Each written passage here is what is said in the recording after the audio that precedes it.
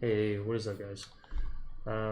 Another theory build here. So what we've got is a very incomplete idea slash concept, but I just wanted to release it anyway to get the idea of how certain things will potentially work together by the time things release. We shall see, but I'll get into it. So we start off with Rock Splitter, and the reason we're doing Rock Splitter instead of the other three is because we want the third aspect on this, which will give us thorns, and every third attack deal all of our thorns to the enemies that are hit with it. I.e., we are going to be scaling Thorn's damage in this build, and we're going to be going the poison route, as you can see. So, we don't want any of the core skills. We don't really care about these two all terribly too much, because most of the abilities are cooldown abilities. As you can see, like I said, we don't use core, and these are your typical energy spenders. So we go with follow through, which, even though it is most likely going to get nerfed by the time launch comes around, hopefully it is relatively the same, text, I guess. So hopefully that carries us until we get to Toxic Skin, which is the main synergizing ability of this build. So enemies that attack you are poisoned is the passive, but the active is what makes this interesting when you put the two passive nodes on it. Your toxin overflow, applying a poison trail, poison in a trail, making you unhindered. Cool. Your poison is increased by 100%. I believe this is additive, but this next one is the key sauce on top. Replenishing Toxic Skin. Toxic Skin passively increases thorn damage you deal to poisoned enemies by 100%. That says keyword passively, meaning you have this up all the time, and this is 100% multiplicative. So as long as your trail is going and you're hitting everything with it, and as well, your other poison abilities, but it's very easy to just trail them like in Black Ops 2 Zombies with this ability, and then just have your thorns popping as they're hitting you and you're running by them. You're just popping things. So next, I'm kind of undecided on exactly the level order of all of this. I think it is most worth to get Scourge and Enhanced Scourge. You may not even need this yet. Or sorry, you don't even need this yet. You don't need Reinforced yet. Adaptable, is nice, but assuming that you have decent survivability by the time you get to here, you can still probably rely on health pots around this level. I think this is around level 14 if you go to here, 15 here. So it's still super early on. But I don't think leveling this first is going to be super important. It's another button to press is the only reason. And it does enhance all of your poisons.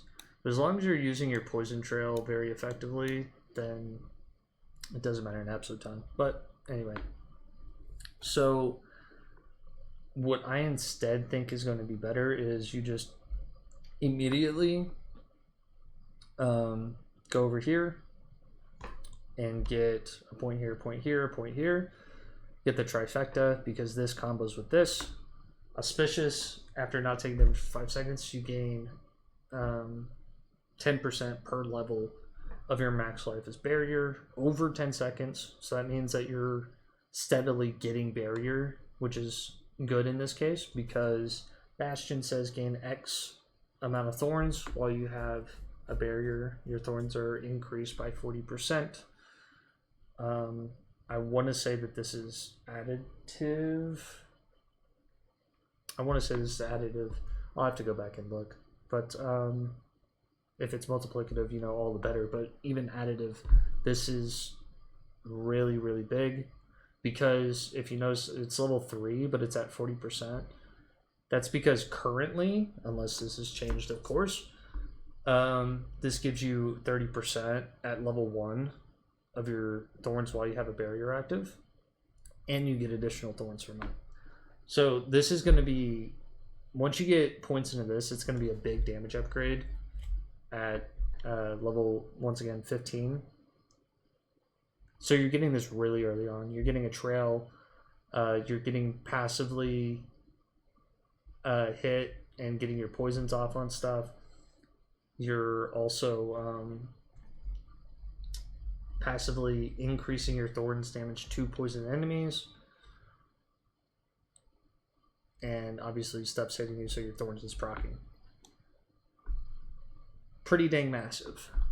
I think you, if I'm not mistaken, need a couple more points in this board to go on to your potency skills. In which case, like I said, 2 points here, and probably 2 points here. I think it's the best route. I want to say you need 4. If you have an extra point, go ahead and put it into nourishment. Because the only reason you're doing Reinforced Scourge is for this next section, which is you have your key multipliers, obviously. This gives you stacking multiplicative damage every time you hit a single target up to 100 stacks, meaning you have to hit them 100 times to get the 30% at level 3.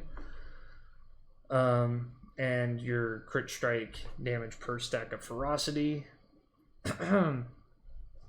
So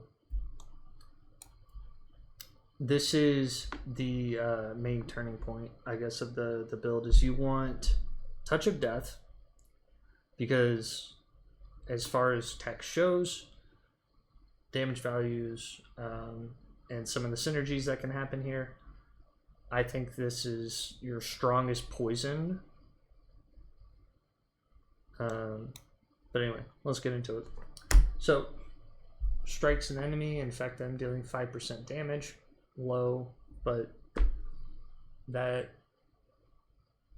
there's an interesting mechanic with it doing 5% damage initially and then applying that 420% poisoning damage, which means it's not as good as we want it to be, but it is what it is. Anyway, when the infection expires or the host dies, Swarm hatches, seeks enemies for 9 seconds, dealing 14% damage per hit. You can have up to 3 swarms active at once. Touch of Death, infection heals you for 2%, your max life per second, for a total of 18%. You heal any remaining when the swarm hatches. And this is the key mechanic of this build. Touch of Death is now a core skill, which costs 70 vigor, has no cooldown. The reason on Scourge we rock Reinforced is because we want our vigor to go up, and it's on a 12-second cooldown, and this is over 6 seconds, which means we will have 6 seconds cooldown by the time this is finished. So every 6 seconds we'll be able to have this going, and every 3 I'm trying to remember exactly. We have more points, as far as we know, in the skill tree that we're going to be able to use. Having more points into this will benefit this. I want to say it's every 4 seconds or something like that. You get enough to cast Touch of Death again. But there are a few other things that haven't exactly been sorted out with this build to really maximize resource cost and be able to spam this. But that's not exactly a worry, because later, if a few changes need to be made, we're going to switch off Poised Touch of Death, and we're going to go to Invasive, just because it bursts and, you know, it's just more damage. We don't have to worry about Vigor anymore at that point.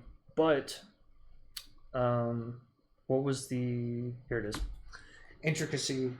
Upon casting an ultimate skill, the last potency, defensive, or focus skill you cast prior becomes free to cast for 3 seconds. That means these set of skills, and... Oop, that's... Why is that? Okay, there we go. And these set of skills, all of them fall under this category, meaning whatever button you press, depending on your build, of any of these abilities, and then you ult, that ability will become free for 3 seconds, and you can just spam it. In which case, this is even more crazy, but because this is a leveling build, we don't know what resource costs will look like. We don't know what cooldowns will look like for the Devourer. This is easily a replaceable set of points. I only have it as that just because it's poison, and it can execute. But more than likely than not, this is going to get replaced with Hunter. I just have this as that for now until we get an update on certain things and see what happens. Because you can spam this a lot more, and it's a mobility, and you get 100% multiplicative to injured. But main concept, you are trying to just damage ramp, Touch of Death, Thorns, and Toxic Skin. And that's it. Leveling build, baby. Nothing too crazy. Nothing over the top. I guess I'll explain this real quick. Vital Strikes. Deal 100% multiplicative, increased damage to vulnerable enemies.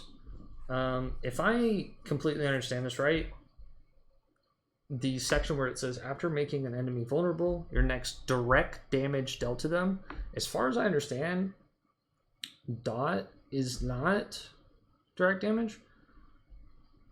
So that means that your Thorns would be a direct damage, and that would proc this, which would give you, the benefits, but it removes the vulnerable effect. But that's kind of whatever, because I think by the time you get the build sorted and whatever changes need to be made, this will be easy to upkeep. And some might think that you would go with Noxious Resonance. Your crit strikes cause enemies to burst 100% of till the poisoning on them is poison damage to those around them. You already have a lot of poison damage and a lot of spread for said poison damage. It is nice, but I think that it's not going to be until you get like Indarials, you're not going to get a lot of benefit from this, or at least until you get to endgame, you're not getting a lot of benefit from this. So for leveling purposes, this will be the way to go.